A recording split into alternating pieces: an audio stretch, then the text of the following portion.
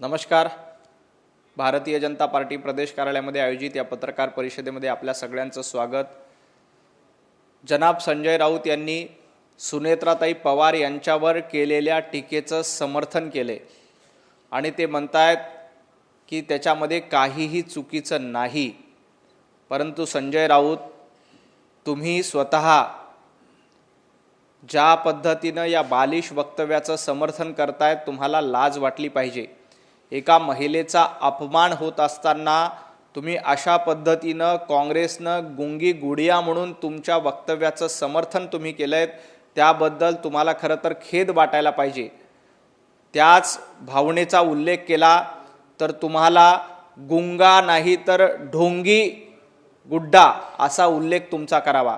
कारण ज्या पद्धतीनं ढोंगीपणा संजय राऊत आणि त्यांचे मालक उद्धवजी ठाकरे सातत्यानं करत असतात, त्यामुळं तुम्ही गुंगी गुडिया नाही तर ढोंगी गुड्डा आहात. महाराष्ट्रात ढोंग करणं आणि ढोंगाचं राजकारण करणं हे संजय राऊत आणि उद्धवजी ठाकरे सातत्यानं करतायत. तुम्ही जर का पंतप्रधान नरेंद्र मोदीजी अमितभाई शहांवर अशा पद्धतीची टीका करत असाल आणि त्यांना गुंगी गुड्डा म्हणून हिणवणार असाल, तर संजय राऊत उद्धवजी ठाकरे हे ढोंगी गुड्डा आहेत. महाराष्ट्रामध्ये ढोंग पसरवणं आणि ढोंगाचं राजकारण करण्याचं काम हे संजय राऊतांकडनं उद्धवजी ठाकरेंकडनं सातत्यानं केलं जात आहे.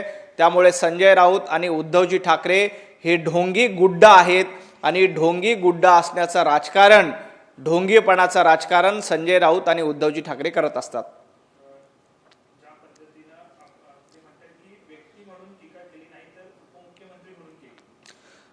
हाच न्याय लावायचा असेल की सुनेत्राताई पवार यांच्यावर व्यक्ती म्हणून टीका केली नाही तर उपमुख्यमंत्री म्हणून टीका केली, हा न्याय जर का संजय राऊत लावायचा असेल तर नारायण राणे साहेबांनी उद्धवजी ठाकरे मुख्यमंत्री असताना व्यक्ती म्हणून टीका केली नव्हती तर मुख्यमंत्री म्हणून टीका केली होती.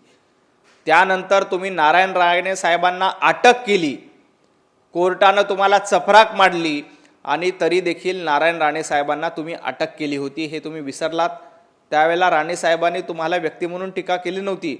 उद्धवजी ठाकरे यांना व्यक्ती म्हणून काहीही बोलले नव्हते. महाराष्ट्राचे नाकर्ते मुख्यमंत्री म्हणून नारायण राणे साहेबांनी उद्धवजी ठाकरेंवर टीका केली होती. त्यावेळेला तुम्ही नारायण राणे साहेबांना अटक केली. कंगना राणौत यांनी तुमच्या विरोधात चुकीचे शब्द वापरले, तुमच्यावर टीका केली म्हणून कंगना राणौतचं घर तोडलं होतं. त्यावेळेला तुम्हाला व्यक्तिदेश आठवला नाही. ज्या वेळेला मोहित कंबोज यांचं घर तोडायला तुम्ही नोटीस पाठवली, त्यावेळेला त्यांनी व्यक्ती म्हणून नाही तर महाराष्ट्राचे मुख्यमंत्री म्हणून तुमच्यावर टीका केली होती. त्यावेळेला तुम्हाला हे ज्ञान आठवलं नाही. आता तुम्ही हे ज्ञान पाजळता. परंतु जेव्हा राणे साहेबांनी तुमच्या मुख्यमंत्री पदाच्या कारभारावर टीका केली होती, त्यावेळेला तुम्ही अटक केली होती. त्यामुळे संजय राऊतांनी हे वक्तव्य करताना थोडंसं आत्मपरीक्षण केलं पाहिजे. आता संजय राऊत सांगतायत महिलांविषयी योग्य भाषा वापरली पाहिजे. संजय राऊत, स्वप्नाताईंबद्दल तुम्ही काय काय शब्द वापरले, काय काय शिव्या दिल्यात हे महाराष्ट्रानं ऐकल्यात. त्यामुळे संजय राऊतांची भाषा नेमकी काय असते? रोज सकाळी संजय राऊत माध्यमांसमोर येऊन शिवीगाळ करतायत, नको नको ते शब्द वापरतायत. ही भाषा योग्य आहे? संजय राऊत, भाषेचं ज्ञान जगाला शिकू नका. तुमच्या भाषेला महाराष्ट्र वैतागलेला आहे. तुमचा ढोंगीपणा हा महाराष्ट्रानं बघितला आहे. त्यामुळं तुम्ही ढोंगी गुड्डा आहात हे महाराष्ट्राला ठाऊक आहे.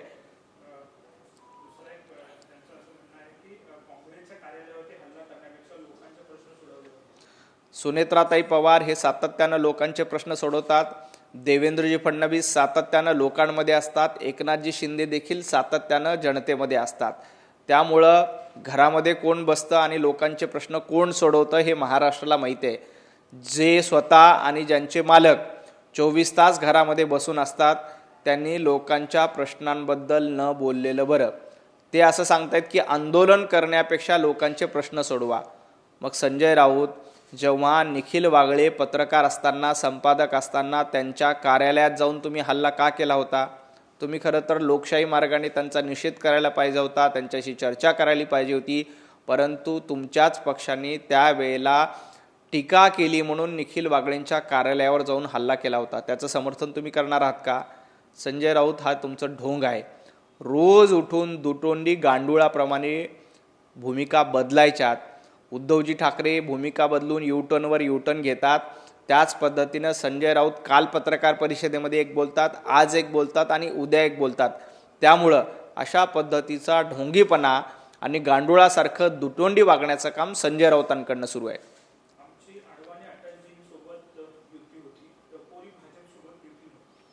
महाराष्ट्रामध्ये टपोरी कोण आहे, महाराष्ट्रामध्ये खंडणीखोर कोण आहे, महाराष्ट्रामध्ये सुपारी घेऊन काम करण्याचं, दलाली करण्याचं काम कोण करतंय हे महाराष्ट्राला माहिती आहे. उद्धवजी ठाकरे हे घरामध्ये बसून असतात. खरं तर अटलजी, अडवाणीजी यांनी हिंदुत्वासाठी तुमच्यासोबत युती केली होती. भारतीय जनता पार्टीने 25 वर्ष हिंदुत्वासाठी तुमच्यासोबत युती केली होती. आमचा हिंदुत्वाचा धागा होता म्हणून भारतीय जनता पार्टी आणि शिवसेनेची युती होती. परंतु आज उभाटा गटाचा आणि हिंदुत्वाचा काय संबंध आहे? यांनी हिंदुत्वाला तिलांजी देऊन, बाळासाहेब ठाकरे यांच्या विचाराला तिलांजली देऊन या ठिकाणी काँग्रेसच्या मांडीला मांडी लावून बसलेत. त्यामुळं तुम्ही आता भारतीय जनता पार्टीसोबत युती करू शकत नाहीत. तुमची कितीही इच्छा असेल की भारतीय जनता पार्टीशी आम्ही युती करावी, परंतु ते शक्य नाही. जोपर्यंत तुम्ही हिंदुत्ववाद स्वीकारत नाहीत, जोपर्यंत बाळासाहेब ठाकरे यांचे मूळ विचार तुम्ही स्वीकारत नाहीत, तोपर्यंत उभाटा गटाशी युती करण्याचा प्रश्नच येत नाहीत. बाळासाहेब ठाकरे यांचे विचार पायदळी तोडवण्याचं काम संजय राऊत आणि उद्धवजी ठाकरे यांनी केले. तुम्हाला आता हिंदू प्रिय नाही आहेत, तुम्हाला आता जनाब प्रिय झालेले आहेत. त्यामुळे संजय राऊत हे जनाब झालेत, उद्धवजी ठाकरे जनाब झालेत आणि त्यांना आजान स्पर्धामध्ये, याकूब मेमनच्या कबरीचं सुशोभीकरण करण्यामध्ये, औरंगजेब फॅन क्लब चालवण्यामध्ये इंटरेस्ट आहे. जोपर्यंत ते हिंदुत्वादी भूमिका घेत नाहीत तोपर्यंत यांच्याशी युती करण्याचा प्रश्नच येत नाहीये. परमवीर सिंगांनी तुमच्या सरकारच्या 100 कोटी वसुलीचं भांडं फोडलं होतं. रोज 100 कोटी वसुली करण्याचं टार्गेट हे तत्कालीन गृहमंत्री अनिल देशमुख यांनी पोलिसांना दिलं होतं. संजय राऊत त्यावेळेला उद्धवजी ठाकरे मुख्यमंत्री होते. आत्ता देखील 2019ला पोलिसांच्या वेतनामध्ये करोडो रुपयाचा घोटाळा झाल्याची बाब समोर आली होती. त्यावेळेला मुख्यमंत्री उद्धवजी ठाकरे होते, गृहमंत्री अनिल देशमुख होते. हा 100 कोटी वसुलीचाच भाग होता. रोज 100 कोटी वसुलीच्या टार्गेटचा भांडाफोड कोणी केला असेल तर परमवीर सिंग यांनी केले. आणि परमवीर सिंगांनी तुमच्या भ्रष्टाचाराचा पोलखोल केला होता.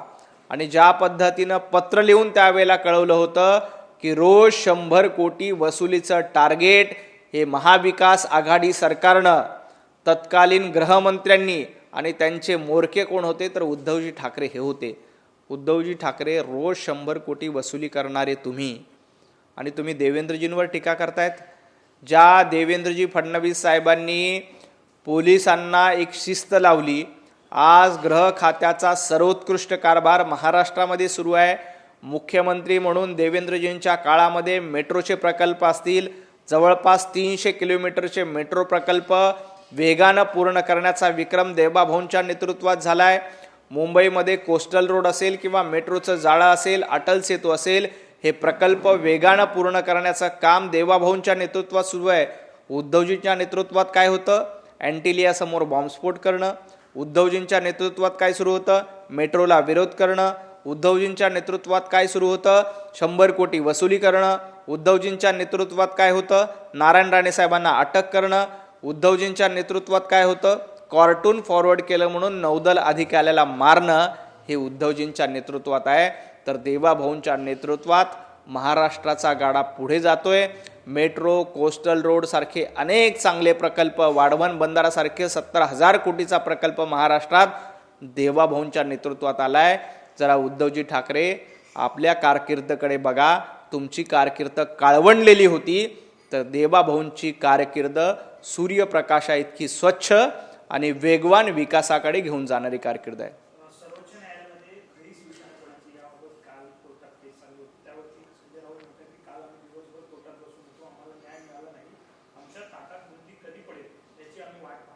संजय राऊत, तुमच्या ताटात ना बुंदी मिळणार आहे ना तुमच्या ताटामध्ये शिरा मिळणार आहे.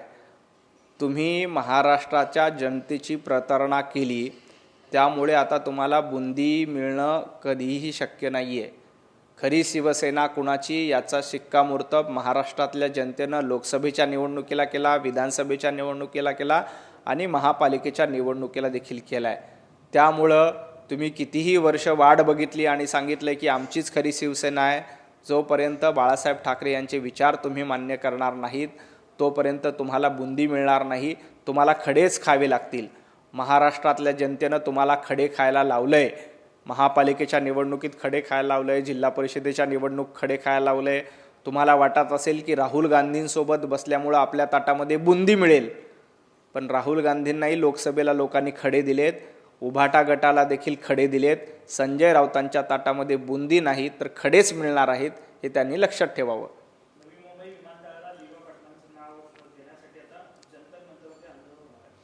संजय राऊतांनी आधी सांगावं की दिबा पाटलांच्या नामांतराला कुणी विरोध केला होता. दिबा पाटलांचं नाव देऊ नये यासाठी संजय राऊतांनीच पत्रकार परिषद घेतली होती आणि पत्रकार परिषदेमध्ये सांगितलं होतं की नवी मुंबई आंतरराष्ट्रीय विमानतळाला दिबा पाटलांचं नाव देऊ नये ही भूमिका संजय राऊत यांनी घेतली होती. त्यामुळे संजय राऊतांनी दिबा पाटलांच्या नामांतरावर न बोललेलं बरं. योग्य वेळी केंद्र सरकार या संदर्भात निर्णय घेईल. राज्य सरकार देखील त्याबद्दल सकारात्मक भूमिका मांडते.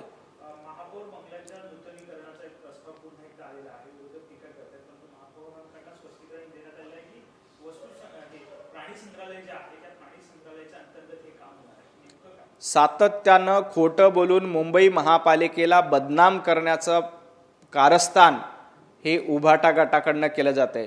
ज्या उद्धवजी ठाकरे, संजय राऊत, आदित्य ठाकरे यांनी मुंबई महापालिकेला 25 वर्ष लुटलं, आता त्यांची कमिशनखोरी बंद झाल्यामुळे जाणीवपूर्वक भारतीय जनता पार्टीला आणि महापौरांना बदनाम केलं जातंय.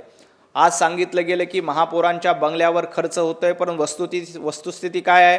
महापौरांच्या बंगल्याच्या ठिकाणी प्राणी संग्रहालय आहे, त्या प्राणी संग्रहालयासाठी खर्च केला जातोय.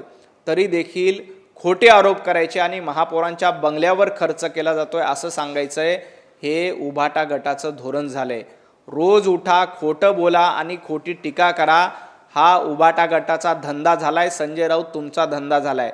कुठेही अतिरिक्त खर्च होऊ नये यासाठी स्वतः मुख्यमंत्री देवेंद्रजी फडणवीस साहेब पुढाकार घेत आहेत. देवेंद्रजी फडणवीसांनी सातत्यानं मुंबई महापालिकेमध्ये पारदर्शक कारभार झाला पाहिजे आणि मुंबईकरांची सेवा करता आली पाहिजे, यासाठी भारतीय जनता पार्टीचे महापौर असतील, सभागृह नेते असतील किंवा नगरसेवक असतील, त्या दृष्टीनं काम करतायत. सेवा करणारी भारतीय जनता पार्टी आहे. तर 25 वर्ष मुंबई लुटून मेवा खाणारी उभाटा गट होतं. त्यामुळं कुठेही अतिरिक्त खर्च केला जाणार नाही. काही ठिकाणी अतिरिक्त खर्च होत असेल तर निश्चितपणे त्याच्यावर काटकसर केली जाईल. महापौर बंगल्यावर अतिरिक्त खर्च होत नाही, त्या प्राणी संग्रहालयावर खर्च होतो, याचं भान टीका करताना विरोधकांनी ठेवलं पाहिजे. ज्यांनी 25 वर्ष मुंबई लुटली आणि 25 वर्ष मुंबई लुटून मातोश्री टूक कुणाच्या कमिशनवर बांधलं, याचं उत्तर एकदा उद्धवजी ठाकरे, संजय राऊत आणि आदित्य ठाकरे यांनी दिलं पाहिजे आणि मग भारतीय जनता पार्टीवर प्रश्न विचारले पाहिजेत.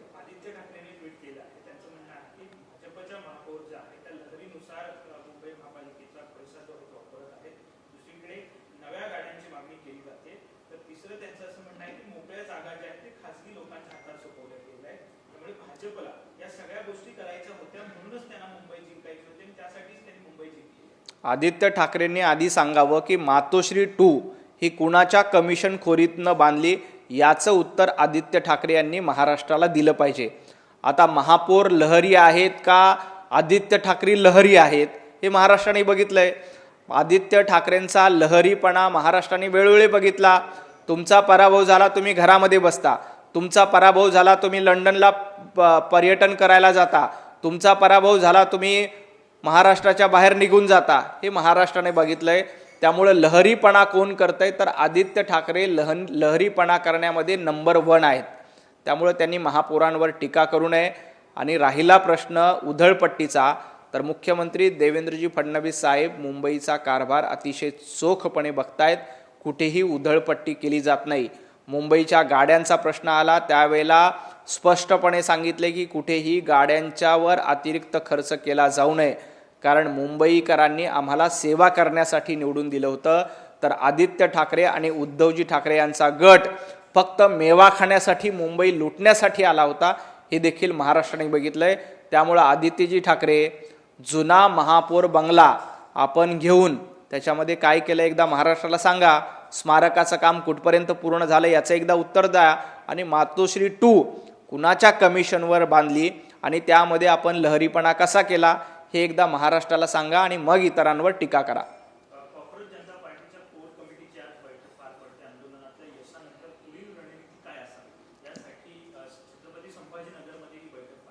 नाही, झुरळ जनता पार्टीची आज बैठक आहे. त्या सगळ्या कॉक्रोच जनता पार्टी आणि झुरळ जनता पार्टीला एकच विनंती आहे की झारखंडमध्ये विद्यार्थी मोठ्या प्रमाणात आंदोलन करतायत.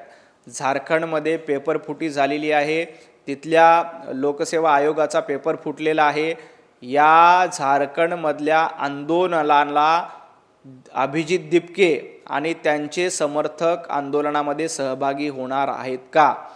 पंजाबमध्ये पेपर फुटी झाली, अभिजित दिपके मूग गिळून गप्प बसलेत आणि सांगतायत की मी आजारी असल्यामुळं त्या ठिकाणी जाऊ शकत नाहीत. भारतीय जनता पार्टीचं जिथं सरकार असतं तिथं अभिजित दिपके लगेच तानकन उठतात आणि आंदोलन करायला बसतात. जरा ही त्यांची कोर कमिटीची बैठक झारखंडमध्ये घेतली असती आणि झारखंडच्या विद्यार्थ्यांच्या समर्थनामध्ये ही झुरळ जनता पार्टी आणि कॉक्रोच जनता पार्टी उतरली असती तर बरं झालं असतं. तुम्ही ढोंगी नाही आहेत हे सिद्ध झालं असतं, कारण तुम्ही अरविंद केजरीवालांच्या इशाऱ्यावरून काम करतायत. हे महाराष्ट्राला माहिती आहे, देशाला माहिती आहे. त्यामुळं आजच्या कोर कमिटीची बैठक घेताना त्यांनी सांगितलं पाहिजे की आम्ही आता उद्यापासून झारखंडच्या मुख्यमंत्र्यांच्या विरोधामध्ये आंदोलन करणार आहोत आणि झारखंडमध्ये देखील जोपर्यंत शिक्षण मंत्र्यांचा आणि मुख्यमंत्र्यांचा राजीनामा होत नाही तोपर्यंत उपोषणाला बसणार आहोत, असं त्यांनी आजच्या कोर कमिटीच्या बैठकीमध्ये ठरवायला हवं.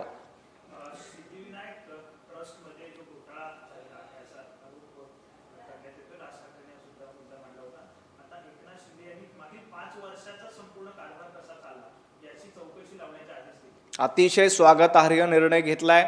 ज्या पद्धतीनं गेल्या 5 वर्षामध्ये सिद्धिविनायक ट्रस्टच्या माध्यमातून अनेक गैरप्रकार केल्याचे आरोप होत आहेत. आता या सगळ्या प्रकरणामध्ये चौकशी होणार आहे आणि गणपती बाप्पाच्या दानपेटीवर ज्यांनी ज्यांनी डल्ला मारला त्या सगळ्यांवर कारवाई होईल, कोणालाही सोडलं जाणार नाही.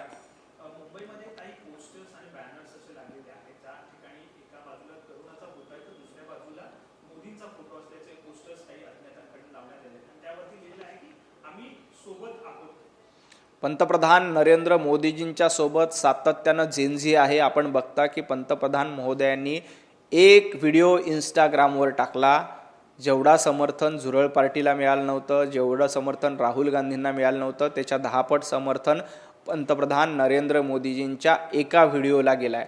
आज आपण बघतो की सातत्यानं फर्स्ट टाईम वोटर हे पंतप्रधान नरेंद्र मोदीजींच्या पाठीशी असतात, भारतीय जनता पार्टीच्या पाठीशी असतात. फर्स्ट टाईम वोटरच्या जीवावर भारतीय जनता पार्टीनं 2014ची निवडणूक जिंकली, 2019ची निवडणूक जिंकली आणि 2024ची निवडणूक जिंकली आणि 2029ची निवडणूक देखील आम्ही फर्स्ट टाईम वोटर आणि जेएनजीच्या समर्थनातच जिंकणार आहोत.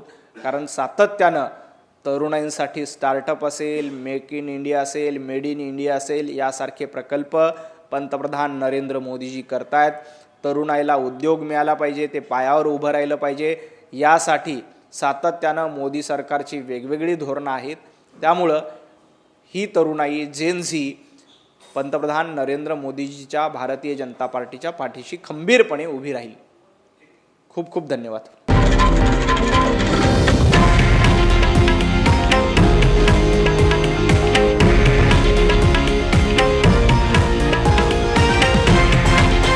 हे आहे देशातील नंबर 1 न्यूज नेटवर्क आणि आपण पाहत आहात TV9 मराठी, एकमेव.